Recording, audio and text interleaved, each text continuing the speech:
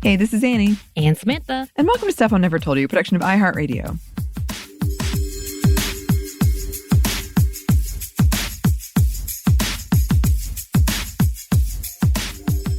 And welcome to Feminists Around the World, where we celebrate activists, advocates, all those who are creating differences and making so much change. And we want to give flowers while they're still with us.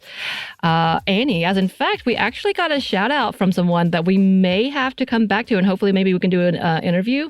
I'll tell you off mic. But yeah, we got someone who actually caught us. They're like, I saw my name. And I was like, what? Oh, that's cool.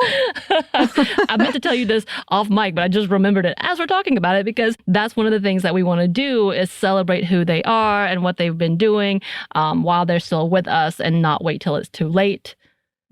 Ever, because that's happened way too much, where people do not get their flowers when they deserve it. We want them to know we appreciate them. Yes. And that's kind of the point of this segment in itself. And today we are talking about an amazing activist and entrepreneur who's been working to change waste into something sustainable. And that activist and entrepreneur is Nzambi Matee from Nairobi. Matee is an engineer, an innovator, an environmentalist, and so much more. She has already accomplished so much within her 31 years and continues to change the world with her innovative ideas. And apparently she's got a lot of them. This is just one of them. All the people who know her or have interviewed her are like, yeah, she's got ideas. So I'm really excited to find out if there's more that we see. But yeah, so after being trained in engineering and biochemistry, Matee worked as an engineer in the Kenyan oil industry, but soon left her job in 2017 to start her new venture. She told interviewers, quote, "In 2017, I decided to quit my formal job as a data analyst in order to focus on sustainability and waste management. Using material engineering and science background, I was like, how can we figure out a way to convert this plastic waste into something useful? It was from here when I decided to enter building space, because building is a basic human need. Fast forward, that's how we ended up converting plastic into building blocks." And with that, she founded the company Jingay Makers, which has become an innovative solution to the plastic that has been wasted and no longer in use. From their site, jingay.co.ke, quote, "Jingay constitutes a community-focused enterprise striving to cater to the requisite for sustainable and economically viable alternative building materials within Kenya and the broader continent. Our inaugural creations are innovations formulated from recycled plastics, utilized to fabricate plastic paving blocks, plastic paving tiles, and plastic manhole covers. Our assembly conceptualized the inception of a plastics accumulation enterprise, which was intended to categorize and vend plastic waste to other recycling corporations. The realization that we were amassing waste more rapidly than it could be absorbed by the recycling entities led to a reevaluation and alteration of our original concept. Consequently, a resolution was reached to augment the value of these plastics.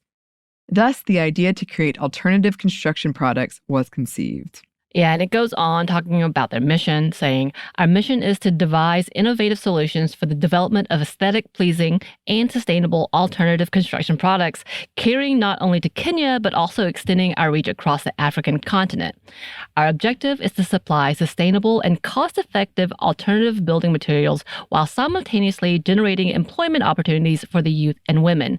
We are committed to fostering a culture of recycling and upcycling within Kenya and throughout Africa, contributing to environmental preservation and sustainability." And they explain how it's done, saying, "We accumulate the plastic waste and utilizing the state-of-the-art technologies, we process it, amalgamating the recycled plastic with sand to formulate a mixture. This concoction is then molded to fabricate our diverse products. Jingay Makers has carved a unique position as a pioneering manufacturer in delivering aesthetically pleasing, economically accessible, and environmentally sustainable alternative plastic building materials." And in different interviews, she has explained why she has dedicated her life to doing this. Quote, "Plastic waste is not just a Kenya problem, but it's a worldwide problem. Here in Nairobi, we generate about 500 metric tons of plastic waste every single day, and only a fraction of that is recycled. We decided, what more can we do instead of just sitting in the sidelines and complaining? Essentially, companies have to pay to dispose the waste, so we solved their problem. That waste essentially comes for free." And she explains that she feels plastic is misused and misunderstood. Quote, "It is absurd that we still have this problem of providing decent shelter, a basic human need. Plastic is a material that is misused and misunderstood. The potential is enormous, but its afterlife can be disastrous. We thought of this amazing material, but we didn't think of the repercussions. We didn't think about the afterlife, especially of single-use plastics." And in 2020, she was named Young Champion of the Earth winner at the United Nations Environment Program, or UNEP, and she was able to get funding and mentoring through the program. And here's a bit from the UNEP website about her work. Quote, "Through trial and error, she and her team learned that some plastics bind together better than others. Her project was given a boost when Matee won a scholarship to attend a social entrepreneurship training program in the United States of America. With her paver samples packed in her luggage, she used the material labs in the University of Colorado Boulder to further test and refine the ratios of sand to plastic." Right. And here's a quote from lifegate.com about the process of the plastic waste recycling her company does. Quote, "Nzambi explains the several stages to Jenge's mechanical plastic waste recycling. She said the first stage involves pre-processing, which includes the sourcing and collection of plastic waste. The waste is cleaned, shredded, and separated into different plastic types. Secondly, the processing stage involves the mixing of waste plastic with sand and glass. However, it is at this process when they add color in the process. Meanwhile, the final stage involves a hydraulic press, which includes breaking the mixture into different shapes and sizes depending on whatever block you're making. And then the materials are moved to the cooling bath where they reduce the temperatures to room temperature. And once the blocks are cool, they are ready to be laid." And Nzambi said the paving blocks are stronger and cheaper than concrete blocks. And that's what the company specializes in, making high-quality, sustainable pavers and construction bricks from used plastic. These bricks, though, were not her original intention. In Euronews.com, they write, quote, "Creating building blocks out of plastic wasn't in Nzambi's business plan. She was initially going to open a plastics collection company that would sort and sell plastic waste to other recycling companies. However, Nzambi realized Jenge was collecting waste faster than the recycling companies could uptake.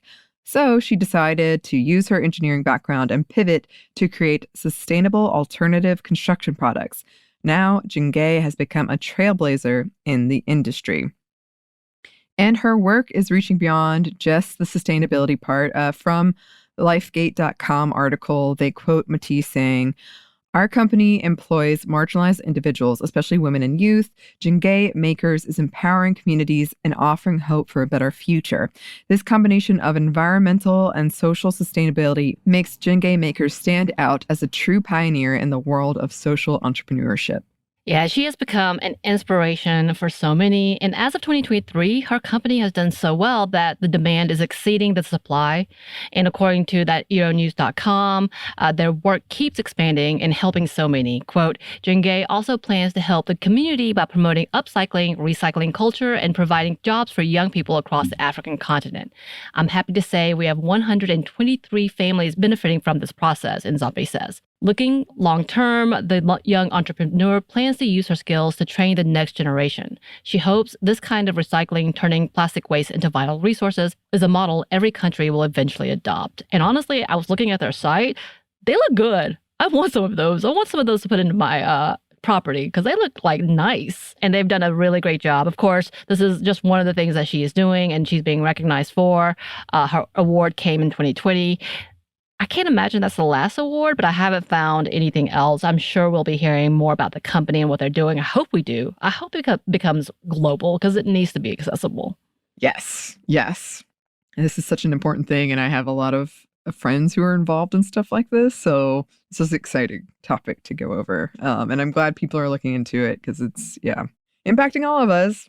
Well, if you have any more resources, listeners, that we could use to come back to this topic or this person, please let us know. If you have any suggestions for this segment, please let us know. You can email us at stephanie@momstuff@iheartmedia.com. You can find us on Twitter at momstuffpodcast or on Instagram and TikTok at Stuff I Never Told You. We have a TeePublic store and we have a book you can get wherever you get your books. Thanks as always to our super producer Christina, our executive producer Maya, and our contributor Joey. Thank you. And thanks to you for listening. Stuff I Never Told You is a production of iHeartRadio. For more podcasts from iHeartRadio, you can check out the iHeartRadio app, Apple Podcasts, or wherever you listen to your favorite shows.